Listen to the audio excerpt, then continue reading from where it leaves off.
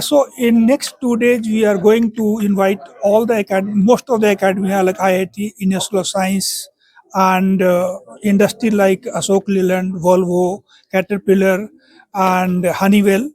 And we are going to deliberate in next 2 days about what are the area in which our country is working in industry as well as in academia, and how to bring them together to make a cohesive approach for the country.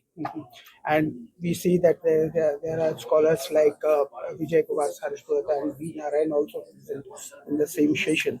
So what role they are going to play? So Dr. Saswat, if you look at Dr. Saswat, he is the chairman of the Combustion Institute Indian section, which runs from IIT Chennai.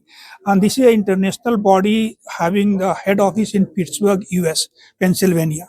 And 35 countries are the member in it. So India is a member, and Dr. Saswat is chairman of Combustion Institute Indian section. At the same time, he is also a member of NITI Aayog. So if you look at his role, one side he is with the government policymaker, one side he is with technical side. So he is the real link between the policymaker and the technical work what is going on. So tomorrow he will be playing a big role.